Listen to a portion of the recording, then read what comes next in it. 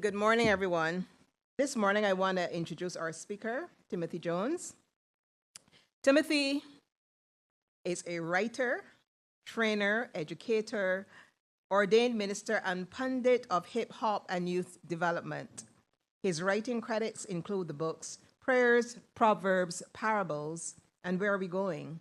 And contributions to various anthologies, including The Hip Hop Mindset, Be a Father, etc. He's an adjunct professor at Howard University's Chadwick Boseman College of Fine Arts, where he teaches a seminar in hip hop. He's the owner of Techniques for Learning, LLC, a company dedicated to supporting organizations, colleges, K-12 schools, and school districts across the country in the areas of youth engagement, youth development, staff training, and curriculum content creation, etc. He's the Chief Visionary Officer of Hip Hop Ed, an organization committed to highlighting the scholarship, educational opportunities, and genius that is within hip hop culture and its youth. He cherishes the roles Timothy cherishes the most are being Jasmine and Isaiah's father and Vanessa's husband. That sounds really great. So I know we're in for a fantastic series of workshops. I know you're going to enjoy this and just give it your all, and let's warmly welcome Timothy to the podium.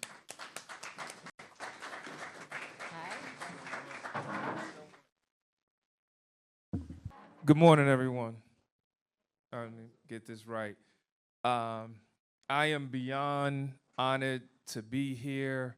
The fact that we opened up with prayer, it reminded me of an essay that Marvin Gaye wrote when he was talking about the creation of the What's Going On album, and the fact that as seminal and timeless as that album is, he recorded it in 9 days.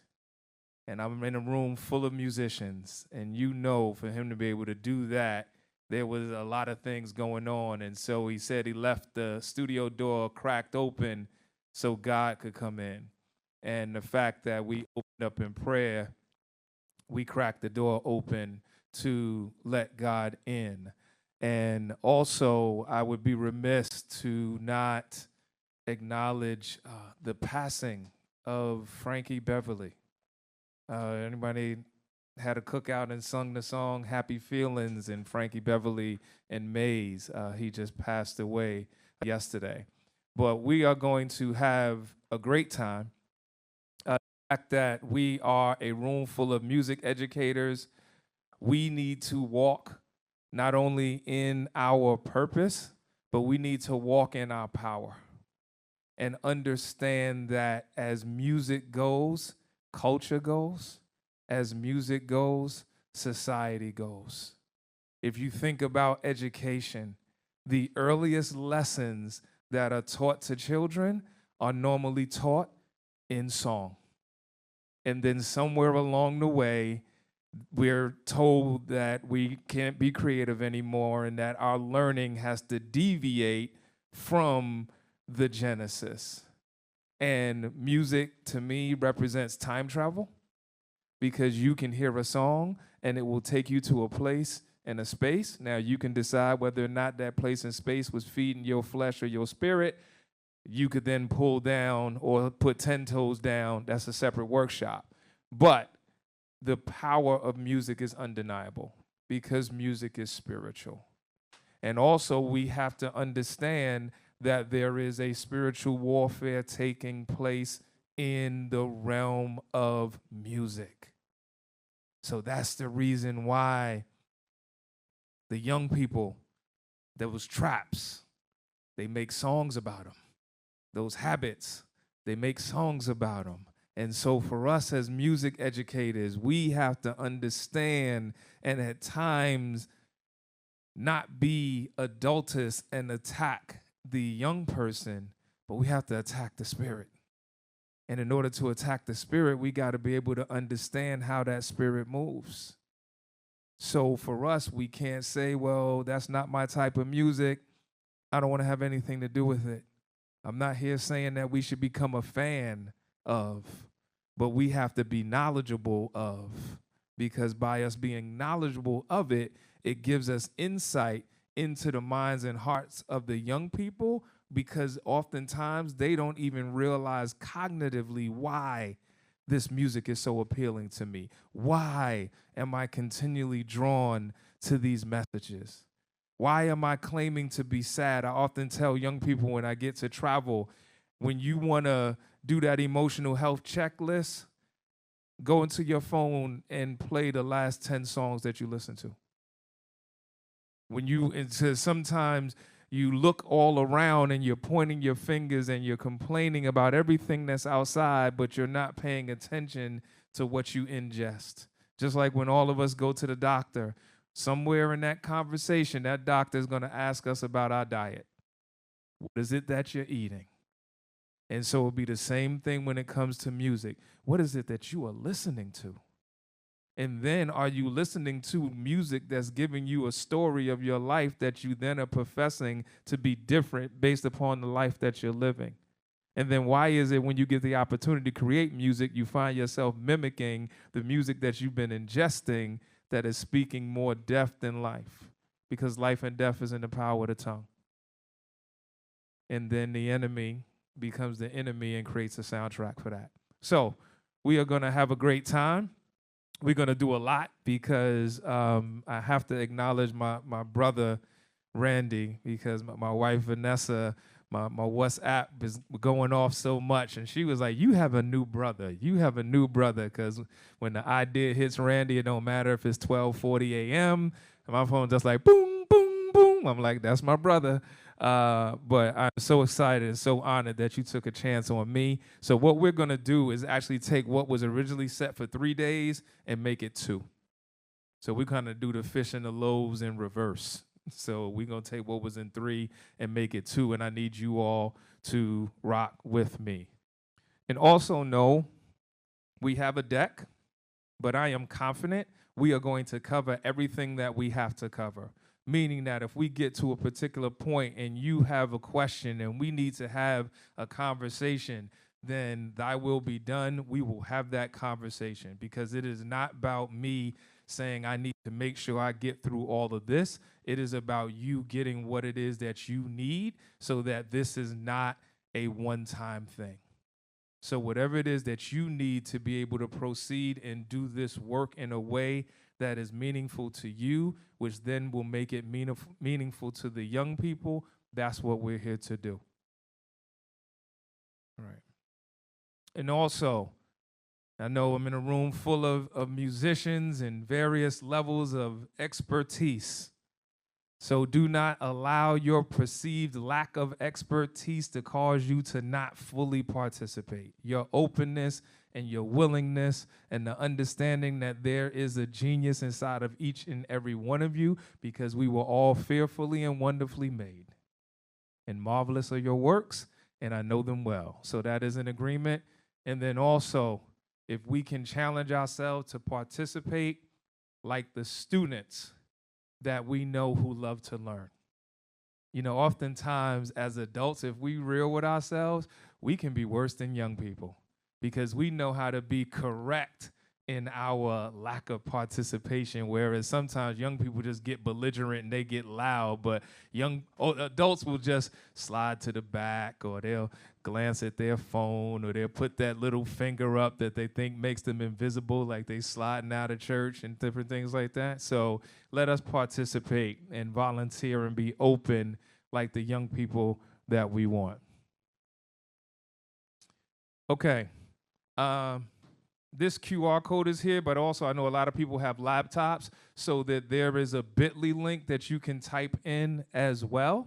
And also when this is done, I'm going to make sure that Randy sends all of you these 2 decks. So there's a deck that we're going to work through today and a deck that we work through tomorrow. So you'll have all of these slides. So basically you'll get 2 PDFs that will serve as reference guides, so you'll be able to go back to the things that we cover. So if you miss something based on how you like to take notes, don't worry about it. You'll get it back.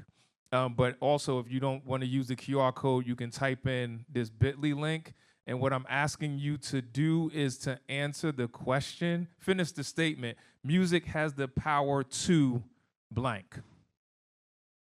So whatever comes to mind, put that there and just include your name in the post. So as music has the power to, and then whatever you want to finish that statement with.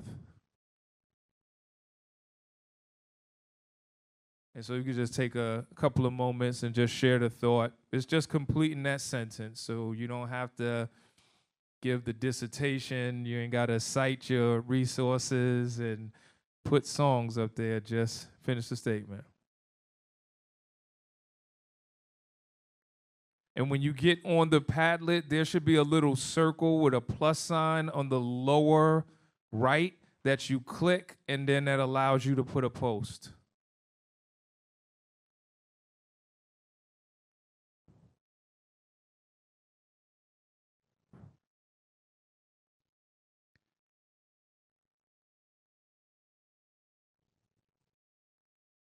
And so also, in spirit of time and being able to pivot like all great musicians, if for some reason you are not able to get on, there is a pad that is everyone has.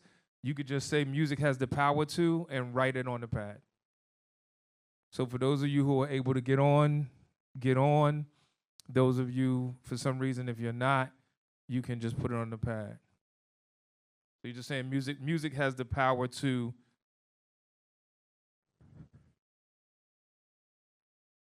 And what I'll do is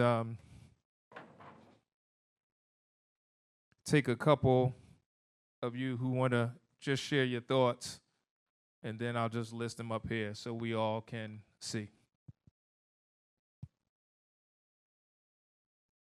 So sometime when the technology doesn't work or it's not working for everybody, you got to pivot.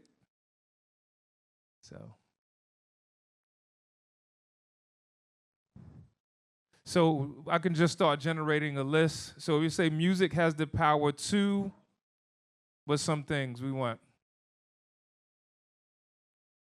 Yes.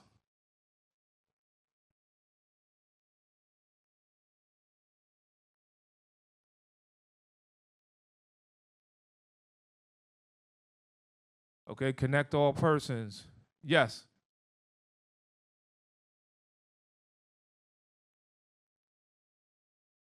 You said unite, heal, deliver, and liberate, right?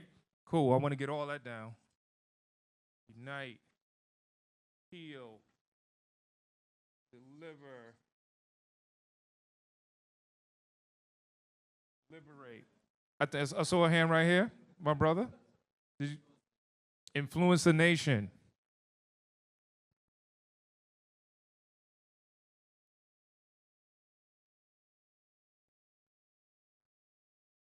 Let's get a couple. Yes. Uplift and inspire.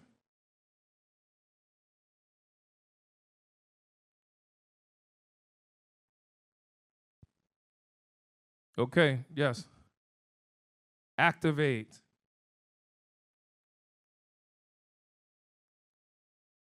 Right here, my brother with the red. I see you. Save lives. All right.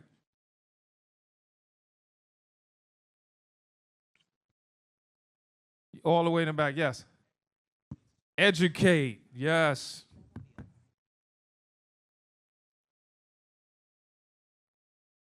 Okay, let's get a couple more, yes. You said what? Bypass. Okay, I got you. Now I got you.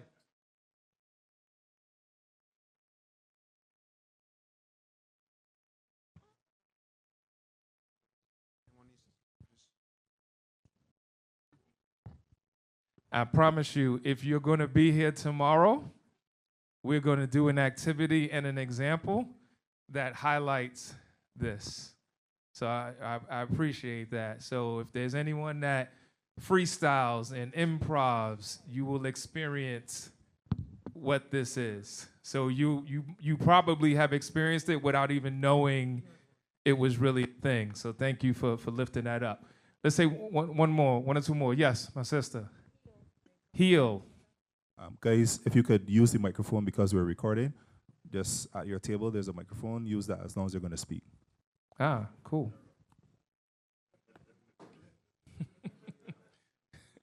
So far we have music has the power to connect all persons, unite, heal, deliver, liberate, influence a nation, uplift and inspire, activate, save lives, educate, bypass the frontal cortex, and heal.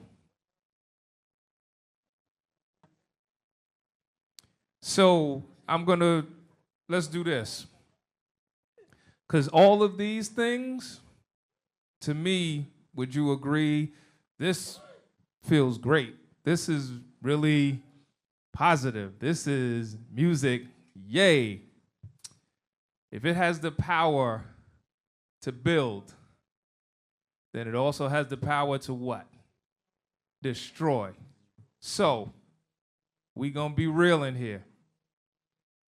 Music has the power to. So we looked at this as a coin. So this might be that shiny side. That other side. Just like we could eat food to live, or we could eat food that will shorten our lives. So music has the power to. Now y'all aren't focusing on the type of music that you make and the type of music you love to hear. Let's go a little bit broad. What does music have the power to do? Huh? Okay. Enrage.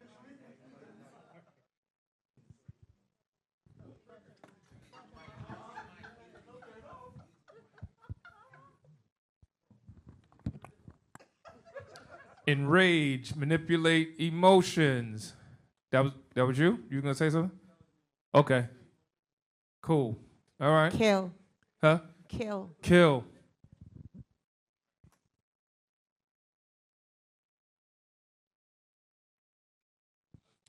Kill, depress. Mimic emotions.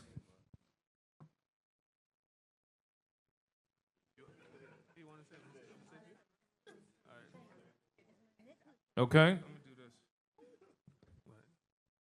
So we got enrage, manipulate emotions, kill, depress, mimic emotions, all the way in the back.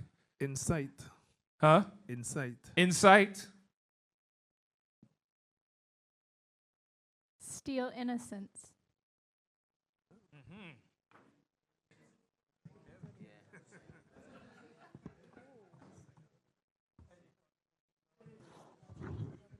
Steal innocence. Okay. Let's get one or two more. To pull down. One. Huh? To pull down. To toe down? Pull down, pull down, pull down. Thank you.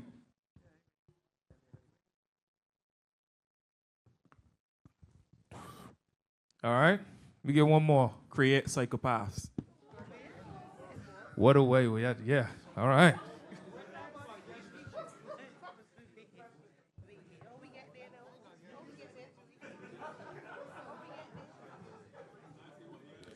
Okay, so I'm gonna turn this so that we can see this because later on we're gonna reference this.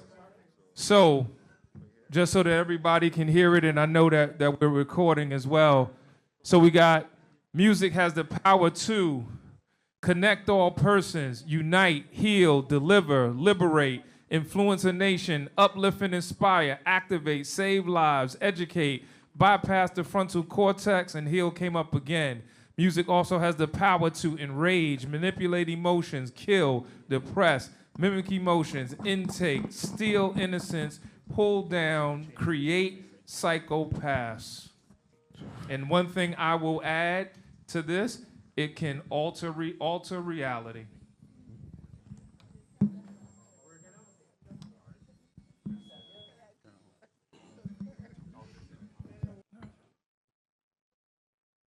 All right. So what we're going to cover today is going to be focusing on cultural competence and introducing project-based learning. And then tomorrow, we're going to be doing music-centric project-based learning, which is where we're going to be creating music-based project based learning outlines that you actually are going to work in groups, create here with the goal of them actually being implemented in your schools during the school year. So tomorrow, that's what we're going to be doing in the morning, and then tomorrow after lunch, as groups will present what you come up with, and then we're going to celebrate you. You're going to get a certificate, and then you're going to go on and change the world, and we're going to deal with the music that's down here and bring everybody's minds and hearts up here. And so that's what we're going to do. So let's continue to move. Okay. Just because of time, I want to go through a couple of things. I know here you're not seeing it really clear, but on the television and over here, it's a little clearer. And as I said, I'm going to make sure that everybody has this. But there is a book called Culturally Responsive Teaching and the Brain by Zaretta Hammond. And what she has in the book is this image of this tree. And it breaks down culture into deep culture, shallow culture, and surface culture. And one of the things that I really wanted to lift up here, the general working definition of culture, where it says a group of people who have shared attitudes, values, social norms, and customary beliefs. But for those of you, if you're able to see that the trees on the top, the leaves, have the surface culture, which are observable patterns, low emotional impact on trust. But what is happening in a lot of communities is the surface culture is being viewed as your deep culture. And so for me, a lot of the work that I do is in the hip hop cultural space. But what it is that you have most cultures who will have roots in African culture, which is where the deep culture would reside.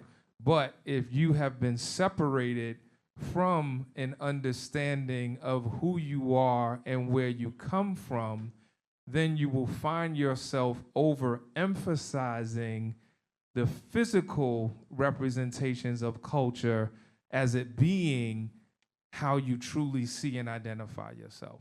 Am I making sense? So the emphasis will be on the music because you don't really have a true understanding and connection as to why.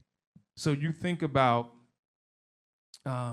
there's a style of music that some people will call trap, or some people will call drill, and it's very aggressive, but it's very heavy drum. And so if you don't have the deep culture to understand the significance of the drum and how the drum was used as a tool to storytell, as a tool to unite, as a tool to heal, that the truth of the matter, the greatest drum that was ever made is inside your chest, is your heart. So them being ignorant to that fact doesn't nullify the power of what it is that they're using. They just don't understand the full magnitude behind what it is that they're using. So you'll find, and then what they'll do is distort it. And so then there's a science of sound. And so the music will be even lower. And that drum is not even something that you're necessarily hearing. It's more you're feeling it. But they're not understanding that deep culture. And so then what happens, if we're focusing on it as surface, then it becomes commercial. And so then when culture becomes commercial, it's easy to separate.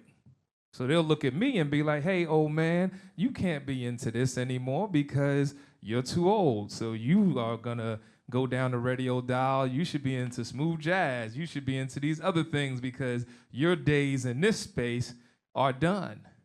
But then if culture is supposed to start from its roots, what happens to a flower that gets uprooted? What happens? It dies. So if you have generation after generation being taken further and further from its roots, then the worst kind of death is to be dead but not know it. So if you are into gardening or into agriculture, you know when it's dying, and then you can, okay, I'm gonna replant it, I'm gonna do this, and then I'm gonna give it the right amount of water, and then put it right into the sun, and then what may have been almost dying can spring back to life. But imagine if you don't know that you are on the way to that.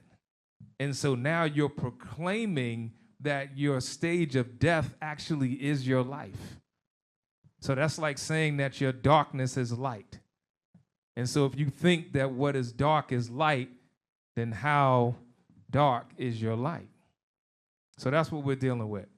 Any thoughts, wonderings about this? We flowing? We good? Okay, I know that silence is golden in the movies, but I can tell by your faces that you're really thinking and processing. But please, if you have thoughts, you have wonderings, please share. Because it is not about you being an expert on this. And also for me, the more that I hear from you, you're going to help me. Because I have been in this country less than 24 hours. So there is no way that I know everything that you know how you get down. My ride here from the hotel, I was like a kid in the candy store, like, oh, never seen this before. Whoa, never seen this before. Okay, I'm trying to not be scared when we're driving on the other side of the street. The steering wheel's on the other side of the car. So I got in the car with Brother Akeem and was like, I'm going to trust you because all of this is foreign to your boy. Then at least on the radio, I was like, ooh, I know that song. So it helped calm me down. So, okay, let's do that. So we talked about the power of music, and here we kind of covered this, but if you were talking to your students, and so I could have 1 or 2 volunteers from a couple of tables so we could hear some other voices. If you were talking to your students about the power of music and how music can communicate and create culture, what would you tell them? There's mics at the tables. So any brave table, if you want to grab the mic and pass it to your coworker and put them on the spot, that's cool with me. We can make up over lunch. But yeah, so what would you tell your young people about this? We got a hand all the way in the back. Hello, good morning. Good morning. Okay, I think one thing I would definitely tell my students in this case, we have a genre of music in the Caribbean called calypso. It's actually from a country called Trinidad and Tobago. And one of the nicknames for the genre, so to speak, was my apologies. A nickname for the genre was actually the poor man's newspaper. So because the genre has a lot of like social commentary in it, so we'll be singing about all kinds of different things that happen politically, socially, all that stuff. And if you wanted to know what was going on in the country, all you had to do was like turn on the radio or so. And we also have that genre here. We have competitions around it and stuff like that. So I would definitely pivot, to use your word, I would definitely pivot on that to kind of explain how music really impacts a culture and, kind of educate, so to speak, about where we've come from, where we're going, where we might not be going, what's going on now, all of that. Thank you for that. And so what would your response be if that young person it's about entertainment, getting money, and feeling good?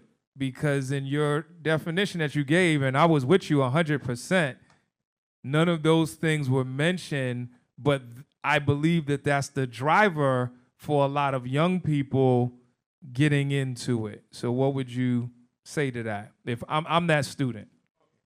Well, I would definitely say that that's a part of it to some degree. Of course, you still want to be able to make some kind of money from doing what you love. However, we also have to bear in mind that as we just discussed, music is a whole lot more powerful than just making money.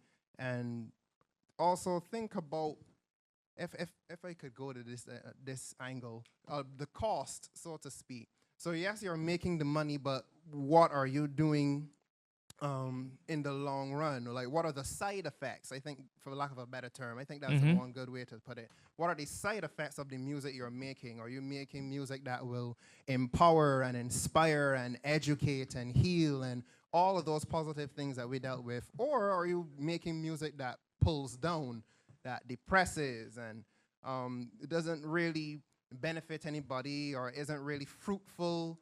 Like, what do you really care about? Just the money in your pocket, or how you impact your nation? I mean, the whole reason we remember a lot of these names, even the person you mentioned earlier, the person that died not too long ago. Frankie Beverly. Frankie Beverly, Yes. thank you. Even him, the whole reason you remember him is not because of how much money he made, is because of the impact that he had on you. Yes. No, thank you for that. And because what you're speaking to is this social responsibility and kind of being a stakeholder.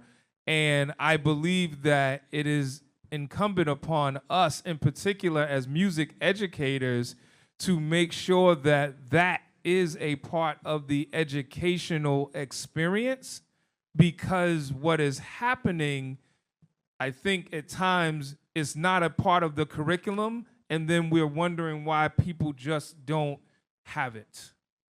And I understand that school is just, at best, maybe a fourth if you're looking at a 24-hour day, and if you're in school 6 hours a day, that's only 25%. The other 18 hours, who are the influences that in your life? What are the things that you are doing? And so this is why when you talk about project-based learning, there's an element of it that interacts with the community, because we're never going to be everything that we want to be if we think we have to be all things for the young people. Yes. Hey, I wouldn't have gone so deep with my students. You said if I had gone with my students, Yes. I might ask my students something like, by raising of hands, if you know a U.S. number by heart, raise your hand. If you know a U.S. number by heart, nobody raise their hand. Or one person raise their hand. Let me see if we can get more. Let me see if we can get more hands. Call J.G. Wentworth. So if you think you know 877, so if you think you know a U.S. number now, raise your hand. Call J.G. Wentworth, 877, cash now, right? So I might probably do something like that. Music has the power to impact culture, because I know that number, you know that number, a whole host of us know that number. Yes. And the beauty of that is there are people who can sing that jingle and probably don't remember who J.G. Gentworth as a company, like what it's even about. It's just a jingle. That it's like, oh yeah, my back hurts, J.G. So no, thank you for that. That was a great point. So we got a lot we want to cover in a little bit less than an hour. I wanted to play this short video by where Dr. Chris Emden, who is speaking, and Dr. Chris Emden is the one who works at Teachers College and works with Renee and really spearheaded the partnership between Teachers College Columbia in the United States and the Teachers College here in Barbados. And he's talking about cultural relevance. And there's some points that he alludes to that I believe is worthy of us just briefly discussing and covering, because, for example, in the United States, oftentimes when in education spaces we start talking about culturally responsive and culturally relevant, it's normally acknowledging the racial and ethnic differences that may be in your classroom spaces depending on where you may be in the United States. But if you are here in Barbados and if you're in other places where the differences that may make people feel like we're not connecting are not rooted necessarily in race and ethnicity as the difference, then what does culturally relevance mean in those spaces? So I just wanted to give that as kind of a context. Affluent students needs cultural relevance, and that a school that is urban or rural where the majority minority populations need cultural relevance, that the construct of culture is ever evolving, and it's about teachers being able to recognize or tap into the culture that is most prominent in young people's lives. The people will come and talk to you about they will lead a culturally relevant conversation about equity, and I believe in equity. But I think when we talk about the pedagogy, it's about tapping into that shared schema and practices of young people that are right in front of you, and leveraging that in your curriculum and in your pedagogy. And that's all it is to me. Now, culturally sustaining is just sustaining that practice. Reality pedagogy is just a bunch of tools to help you to be able to enact that practice. But it all boils down to a respect for the ever-evolving and dynamic nature of shared understandings that young people hold, and a recognition that that is ever-evolving based on space, time, context, locale, classroom, within the same school building. Like for me, cultural relevance can look different in first period and fourth period, because first and fourth can have different cultural dynamics at play. And so I have to be, as an educator, malleable enough to tap into each unique iteration of culture. It may be shared, but I also have to recognize that it may vary. And I have to be dynamic and fluid and malleable enough to align myself to that ever-evolving nature of culture. What did you hear? Essentially, that culture is ever evolving. And it Culture's ever evolving. It could be different from one class to the next class. Yes, one class to the next. And I love that point, because sometimes if you are a teacher and you may be teaching a particular subject, and it's like, oh, I have a section in the morning, I have a section in the afternoon, so I have one lesson plan that I do twice.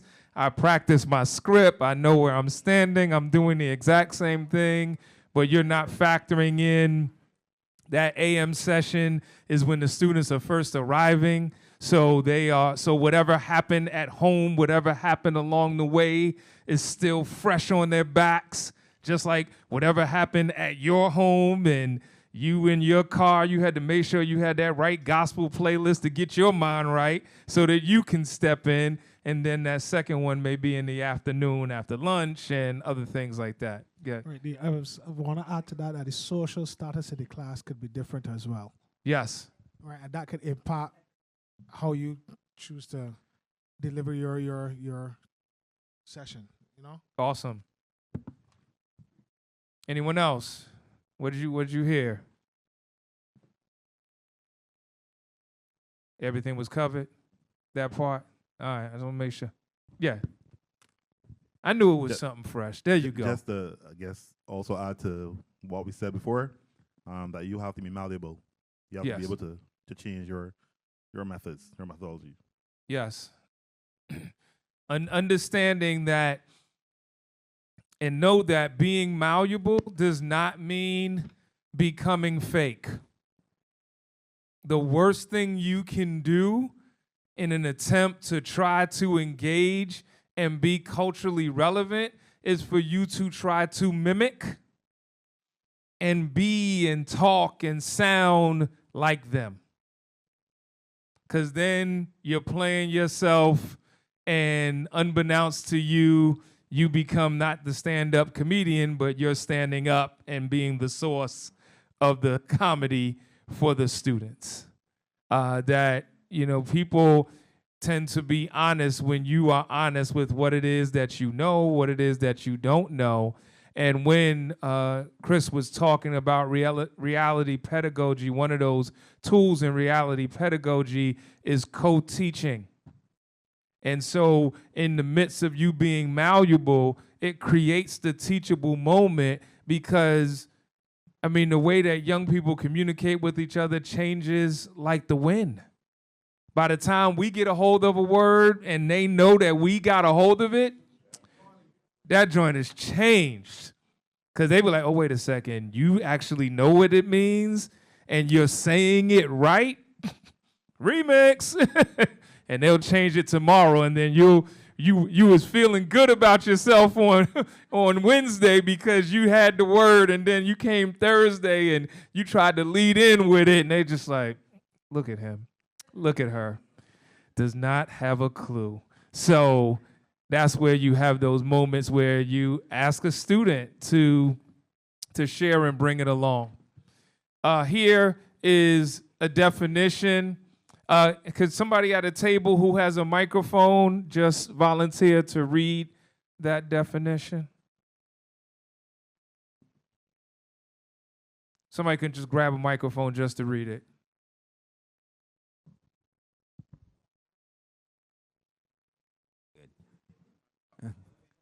Geneva Gay theorizes what culturally responsive teaching uses students cultural frames of reference to teach curriculum and content. Teaching is based on the personal and cultural strengths, intellectual capabilities, and prior accomplishments of students. Thank you. Thank you so much for that. One point to lift up. In order to do this, you have to know your students. You have to know your students just as well, if not slightly better, than you even know your content. So you getting a roster and you knowing the student name or their number or where they're supposed to sit or how they did in class the previous year does not get you to this. You thinking you know them based upon what a colleague told you about the person, understanding that for some reason, the negative things that we feel about people get told 10 times more than the good. That if I had a bad experience, I'm telling everybody, like, man, I went to Barbados and it was this and it was that and it was this. And it could have been factors that made it unique to me, but I am speaking like I'm an ambassador for the country. But then if I come and had an amazing time and the people was smiling and it was great, then I go back, I'm like, it was all right. Wait a second. If something was bad, then you exaggerate, you tell everybody, and then as they continue to tell it, it changes. And so think about how sometimes we may talk about young people, and then that gets passed on, and that gets passed on. And so then at the start of the school year, we're waiting for them to do something to prove everything that we've been told about them comes to light. So as soon as they come in late, or as soon as they make that mistake, see, I told you Justin wasn't about nothing. See, I just wanted to see him lift his head up like, what, me? I'm your friend. So it's important that we know the students and we work to know them individually. So oftentimes it's understanding that the context has to come before your content. And I can say even for me in preparing for this workshop and was working with Randy, and he was sending me videos, and I'm trying to learn, and then I'm having conversations with Renee. I'm talking to Chris because I know what I know, and I know enough of what I know to know what I don't know. And then I also know that at this stage of my life, I believe that my intelligence is best exemplified by the questions that I ask as opposed to the answers that I have. And so with that is when I'm engaging with young people, and if I can create a space where they feel free to start asking questions, knowing that sometimes the greatest class sessions is when you walk out and all of the questions weren't answered. And then the next thing you know, they're going home and they're thinking about it, and then they're talking to other people, and then they're coming back into the classroom and they're sharing thoughts. And so now we've gone so far past the curriculum because now this learning space has become dynamic, and in our class space, we've created a culture where everybody feels valued and their voice is heard. So if we're putting it in music terms, that harmony, that choir is just right because the alto section and the tenors and the sopranos, and then God blessed us with a couple of bass singers, and it was perfect. And so that's what it is that we start to work for when we talk about being culturally responsive. So here, and so that first one was a brilliant educator named Geneva Gay. Here is a woman named Dr. Gloria Latson Billings, who really is one of the pioneers when it comes to this term of culturally responsive and culturally relevant. And the one thing that is the difference between responsive and relevant is that culturally responsive is helping the students to really fit in and be successful within the system that is already there in place. Cultural relevance is when one of the words that came up when we talk about the power of music was liberate. So if you are being culturally relevant, you are raising children to challenge the status quo. You are educating children to one day challenge and dismantle the system that honestly they were educated and assessed in. So when you're talking about project-based learning, and as we get to that later on, and the first stage of that is identifying the issue that you want to address. What is it that you want to provoke? What is it that you want to change? One of the things when I was riding here with Akeem was listening to the radio, and they were talking about non-communicable diseases and how that it was on the rise.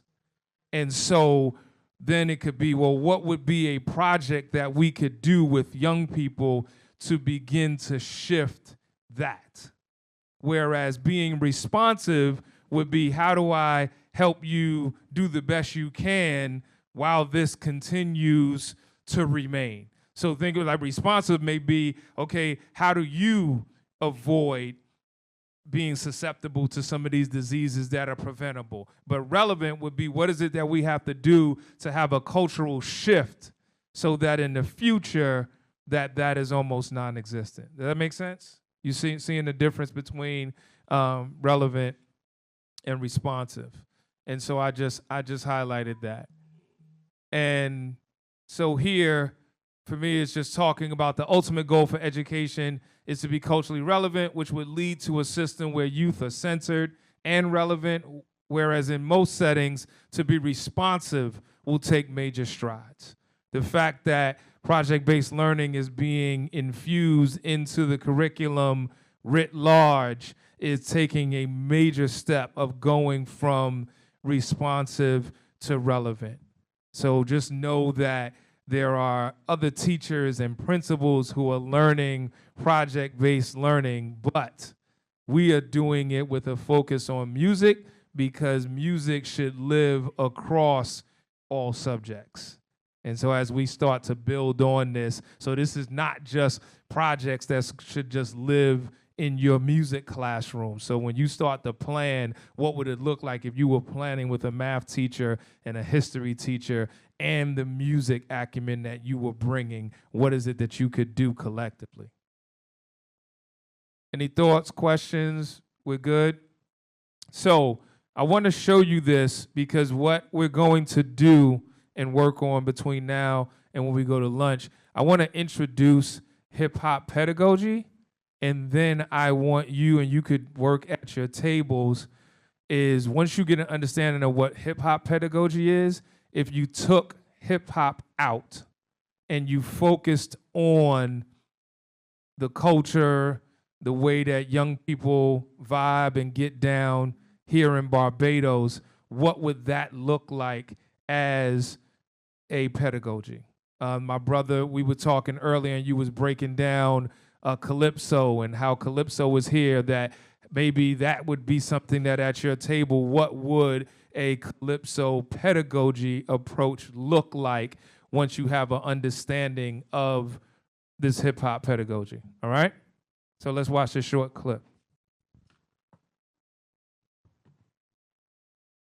In August 1973, a young Jamaican-born New Yorker known as DJ Koolherd threw a party in the South Bronx. With a pair of turntables, he improvised a technique that isolated and repeated musical breaks That technique would lay the foundation for a genre known as hip-hop. Hip-hop music emerged from house parties in the Bronx and spread like wildfire between friends and neighbors at block parties. The new sound was electrifying. In the schoolyard during recess, someone would have a boombox, and then someone would start rhyming. You didn't have recorded versions of hip-hop at that time. Within a few years, it had become an underground cultural movement, and its distribution was homemade. You couldn't purchase albums or records, and you couldn't hear hip-hop on the radio. The only way that you could participate in the culture musically was through these cassette tapes, which would circulate all throughout the city. As its influence deepened and broadened, the music spread from the underground onto the radio. In 1979, a group from suburban New Jersey released Rapper's Delight, one of the first hip-hop records. Now what you hear is not a test, I'm rapping to the beat. And me, the groove, and my friends are gonna try to move your feet. And the Sugar Hill Gang's hit was just the beginning.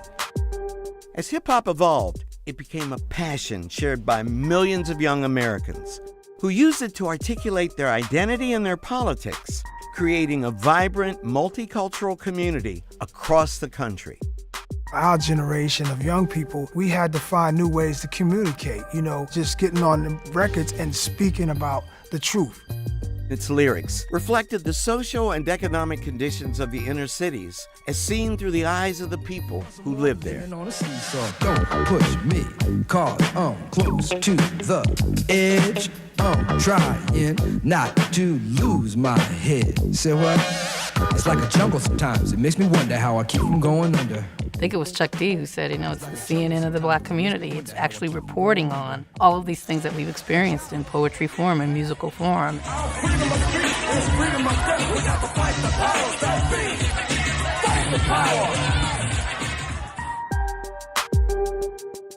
In 2017, hip-hop surpassed rock as America's #1 stream genre for the first time ever. Decades after its birth, hip-hop has grown from its underground origins in the Bronx to become one of the most popular genres of music throughout the world.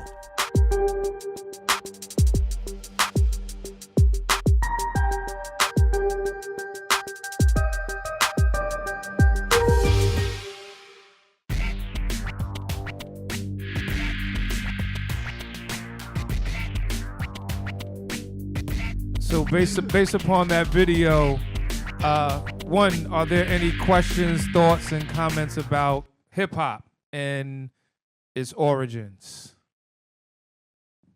So we all got it. We all know it. There was nothing new. Everybody. So we could just start an MC battle right now, and everybody be ready to do their thing. And so, don't push me because I'm close to the edge, right? It's like, we're not gonna do that. Yes. Yes, grab the microphone.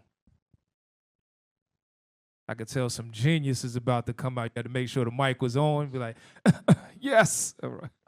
One thing that I noticed, the emphasis was on the music, but one of the things that came out with the music was the dance. For me, when I hear hip hop, it is the rhythm and the dance that is associated with it. But overall, it encompasses three things: the lyrics, the rhythm, and the dance. From the time you hear the rhythm going, you even if there's any lyrics, you will see persons doing the dances that are associated with that music. Now, if we can take that and place it into what my colleague brought up earlier with the calypso. Traditional calypso, the lyrics meant that you dealt with the social issues of the day. And the style of the music meant that because there is the lyrics are in a discussion-like format being presented, it's not necessarily going to be a fast pace. It's going to be at a comfortable rate that you are going to understand everything that is happening. In hip-hop, the lyrical content follows a rhythmic pattern that goes with the dance. And all of that encompasses what that particular culture or period of time that is taking place, that tells you something about what is happening at that time and in that space. Thank you for that. And you brought up a couple of amazing points. One thing is commercially, people will think about hip hop being led by that MC who's making the record, putting the lyrics there. But in truth, if it was sort of a birth order and you're looking at it as siblings, the MC is the youngest. They were born last. Because when hip hop as a culture was being formed, it actually predates what sonically is hip hop music, because it's exactly what you were saying. So the term B-boy, B-girl, the term break dancing was a connection to the music.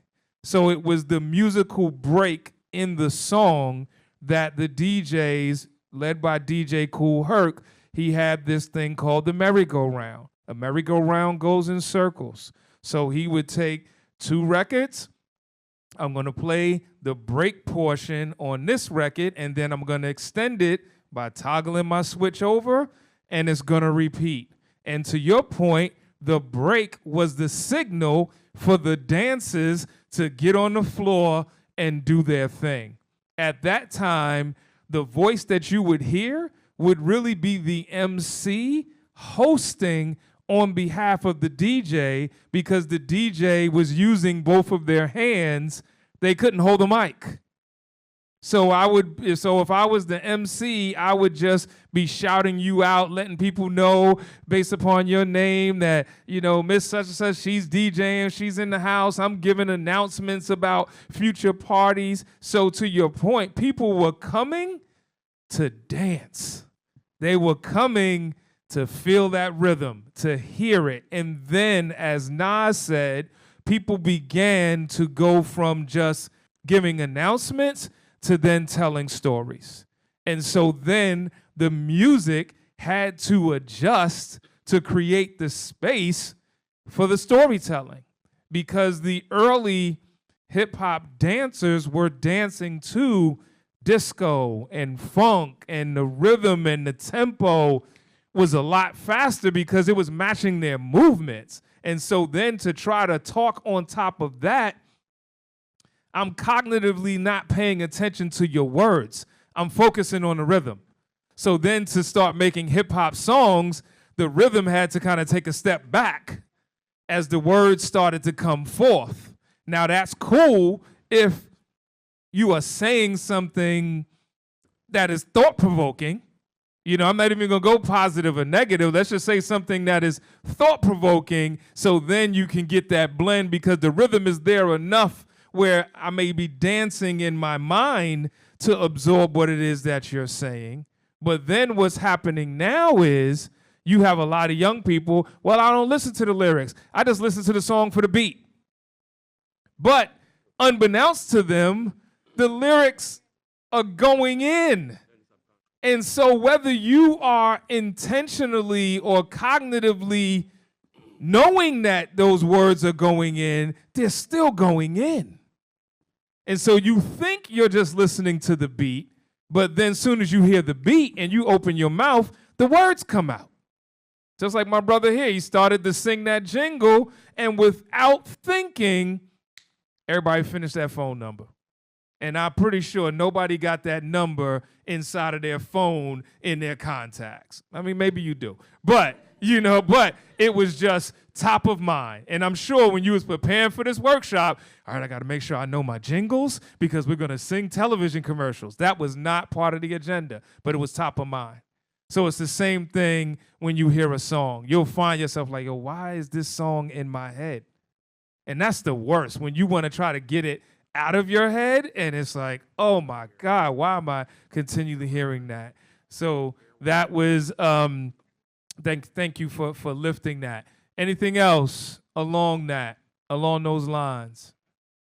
And the last thing I'll say is that when it went from just culture to commerce, that's where you lost the dance. That's where you lose the art.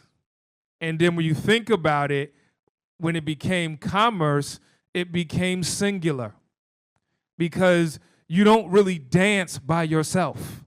When you dance, we're dancing in circles. That's community. When we're creating art, where you're creating these huge murals together, that's community.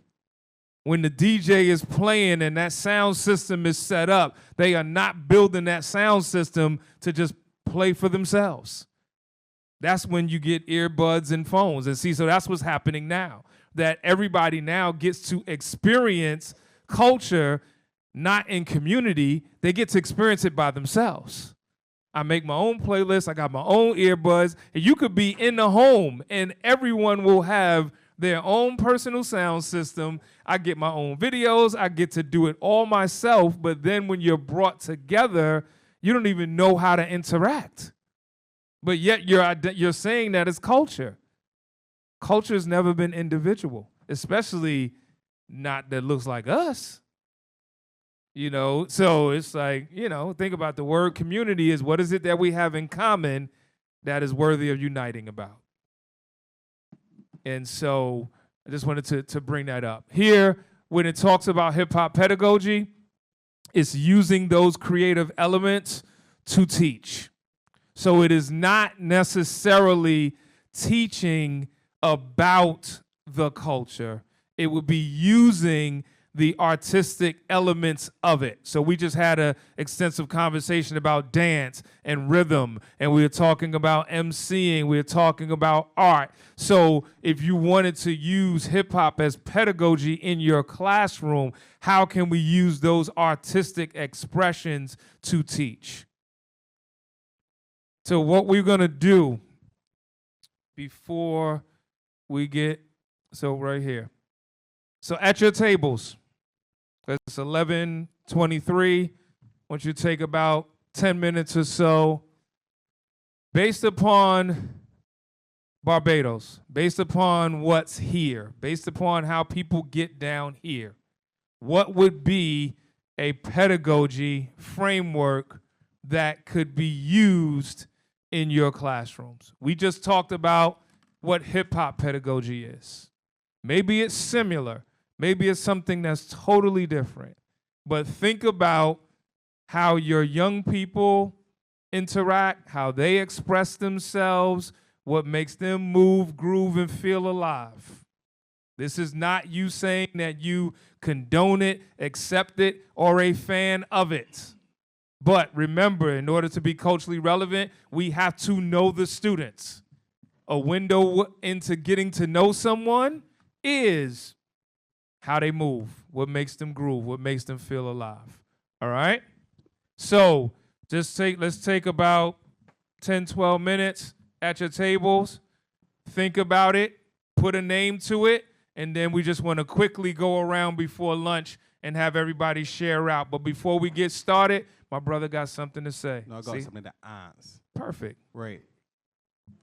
So for clarity, you're saying the example that you gave of the hip-hop pedagogy was the fact of the MCs talking and that the people would hear and it would, it would stick? Because I'm not sure that you gave an example of the hip-hop actually being used as a pedagogical tool. So an example could be, let's say you're studying Shakespeare. And there was an episode, there was a show called A Different World. that was on late 80s, early 90s. They were in a college setting, and the instructor was teaching Shakespeare. And so the lead character was this young lady named Lena, and she was struggling to understand Shakespeare. But she was a fan of hip hop.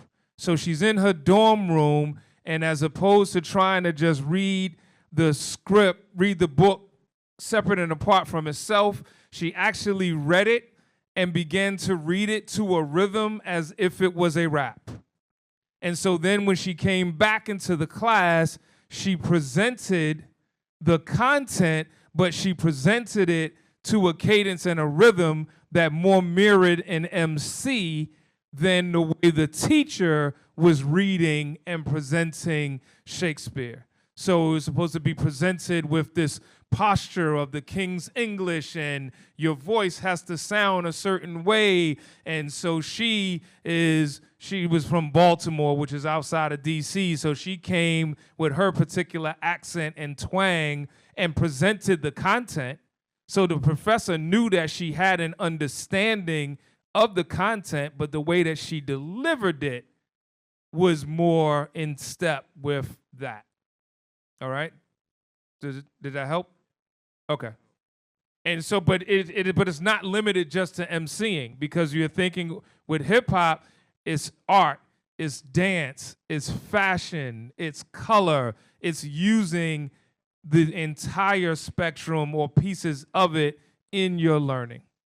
So with you all are brainstorming, as I said, if you took hip hop out, what would be the cultural phenomenon that you would stick in based upon what your young people here are doing in this present time?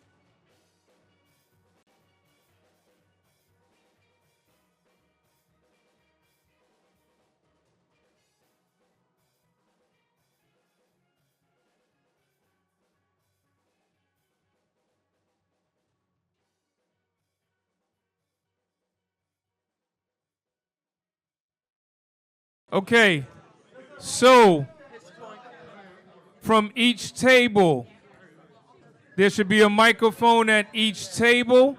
So please make sure that you use your microphone when you are speaking so that our lovely tech and camera crew, who I definitely want to give a big shout out to, are able to do what it is that they're doing. So we're going to start from the back.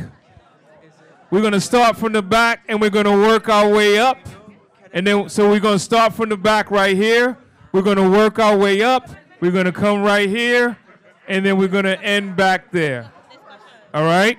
So looking at me, this side, starting in the back. So basically, you're going to share with us your pedagogy that you came up with based upon the culture and how you see your students operating in. We're not going to have the time to go back and forth and be like, you're right, you're wrong, that doesn't make sense. We just want to hear your top level thoughts and just pass it and go along, all right? So it's on you.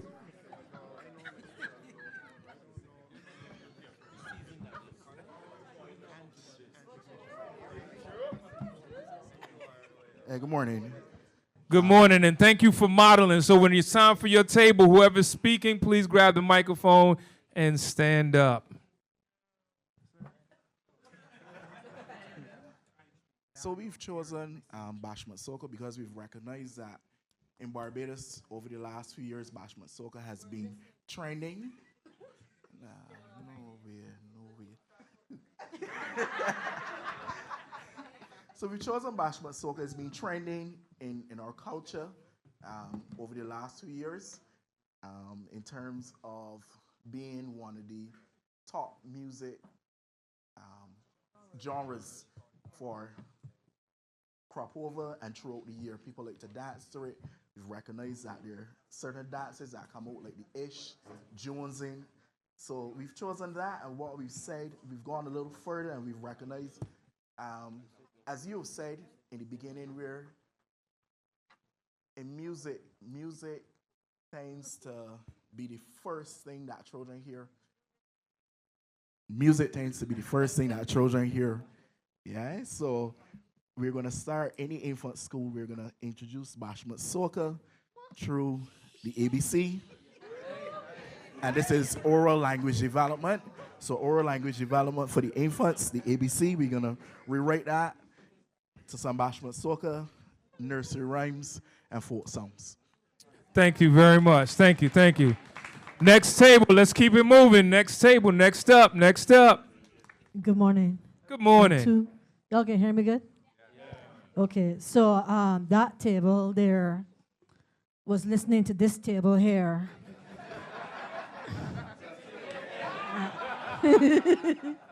So we also looked at Bashment Soca, and we looked at the origins of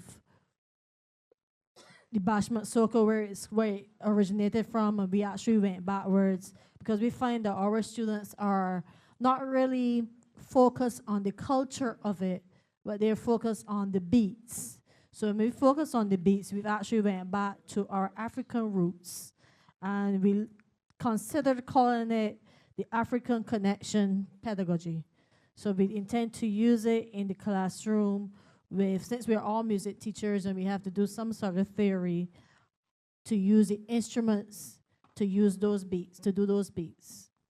I think that's what we have, right? So far.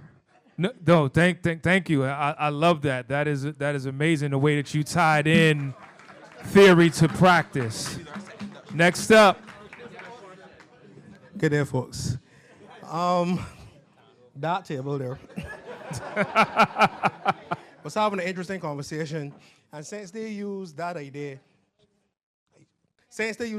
we came up with Work Nation.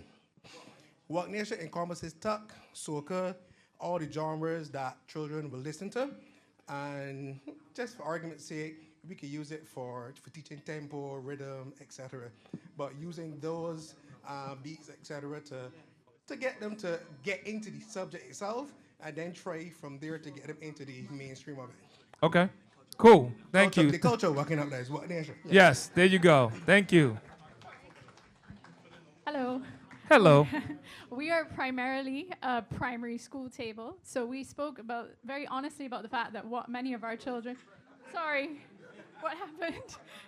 Primarily, we spoke that quite honestly, many of our children connect to things that are international. They're all connected to their tablets, and they're all connected to things online. They're connected to Disney movies, and we want there to be more authentic, local resources. There is no repository of circle games, singing games. When I'm talking about a repository that teachers can go to that we can access for authentic representations of that. So ours was called Our Little Children. They like these things because they tell them stories.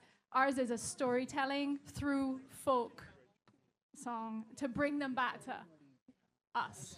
So, thank you for that. So you would actually look at designing a framework that would be a folk pedagogy. And so from that standpoint, it's key because understand that just the word pedagogy is simply the science of teaching. So it's more than just we're going to create folk songs, but what, like the context, what is the purpose and the culture behind folk as a delivery of that message and of that music, and you'll actually find their scholarship in it. So thank you for that. Right here. Do y'all need a microphone?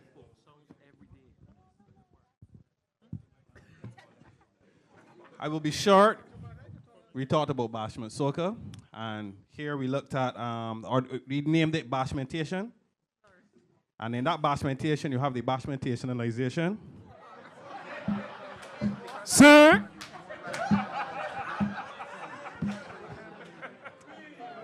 But this is where we would actually, for example, use the bashment soca, and we would actually teach music theory topics. You know, we have here tones and semitones, major and minor scales, rhythmic and polyrhythmic ideas within the bashment soca and the subgenre that we highlighted here. We chose that because that is what the children identify with, and you're hearing it table by table. Same children, right? Same children, right? It's the popular music here. Yeah, thank you. Thank you, thank you. Hey. All right, we too picked bashment soca as our medium to reach the youth. Yeah, I don't want to. Two trombone players, that's not an issue. Anyway, we use bashment soca also as our medium, and we had two approaches really. One, we realized that a lot of the children use the bashment and associate it really with the negative connotations that bring in. So we were going through it from one way of going through a class where you were doing upliftment within yourself and using bashment as a medium to write positive lyrics and expressions over that. The second thing that I remembered at the end was it was used by Randy and the Ministry of Health as a medium to get the public in general to embrace the COVID-19 vaccine. I don't know if y'all saw that anytime. It was get your first dose, get your second. So once again, using it as a health promotion medium. Thank you so much. All right, guys. So, negating all the bashment. Ours is called soca acrobatics. It could be applied to any genre. Let me just put that there, right? So, we would have noted that a lot of students struggle with syncopation. So the acrobatic form, and if I'm going to give a quick example. If I do this, 1, 2, 3, 4, 5, 6, 7, 8, 2, 3, 4. Right, so we're gonna go all the way, right? But simply place, that could be the breakdown of each beat in the bar. Everybody catch that, right? So using it to be able to teach the rhythms, and it could be applied, as I said, to spools, to bashment, to whatever the case may be, but it'd be interesting way of helping to teach rhythm. Thank you so much. Next up. Hi. We came up with soca parts for our pedagogy. And it started out with, children, and I know by experience, when you're teaching music to the younger children, the first thing they do is they want to beat, even if they can't beat. They want to find the beat. So, and they usually do it when you start singing, they hitting the table and stuff. And they love call and responses and stuff like that. So what we plan to do is merge sweet soca, bashment soca, and folk music, and even gospel together to allow the children to express themselves and to learn beat and rhythm, and even across the curriculum, they can learn. With me, I usually create my own music, my own songs when I teach a concept, and it makes it very, very easy for them to learn. So you use the beat, the rhythm, the dance to teach not only in music but also across the curriculum, using the folk, the bashment, and the sweet soca. Awesome. Thank you so much. And last but definitely not least. Hi, good morning, everybody, again. Good morning. At our table, we chose to look at the idea of challenging social traditional norms through the use of tuck music, folk music, and bashment. Use that as our tool to explore various social norms in society. Over to my right.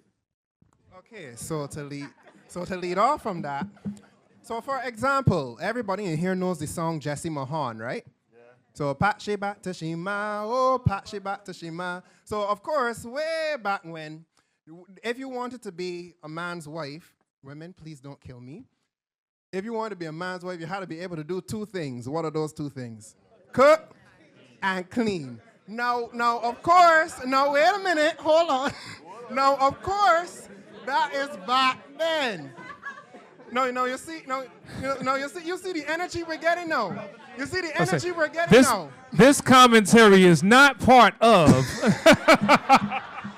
So you see the energy that we're getting now. Immediately we're like, no, absolutely not. So now that's where we get to challenge. Now, of course, that's back then where the man used to go and do the work, bring home the money, and then the lady was responsible for cooking, cleaning, taking care of the home, taking care of the children, and that worked for them.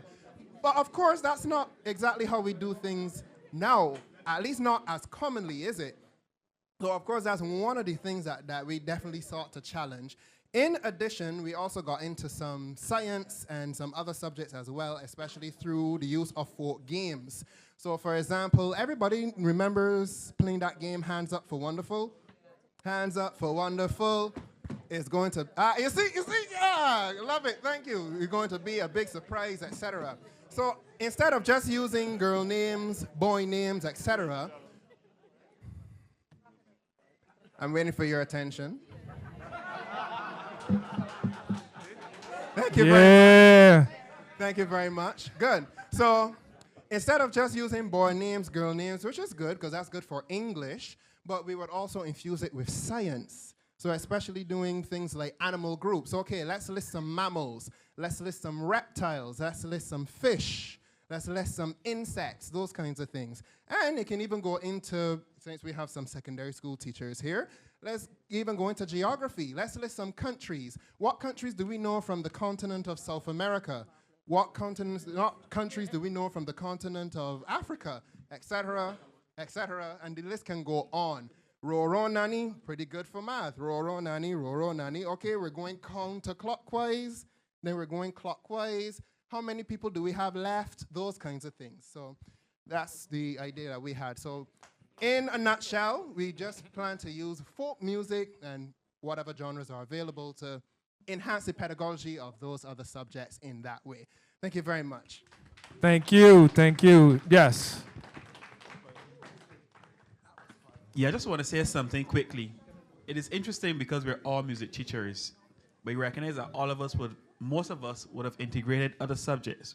What would have been nice would have been to have a project-based learning assignment where the other subjects are paired with music. Because you pardon me? Yes, because I think that's the only way the school is going to get any better, by having music incorporated for teaching for all of the subjects and not just music. So, tell me, what's your name, brother? Jewel? Joel.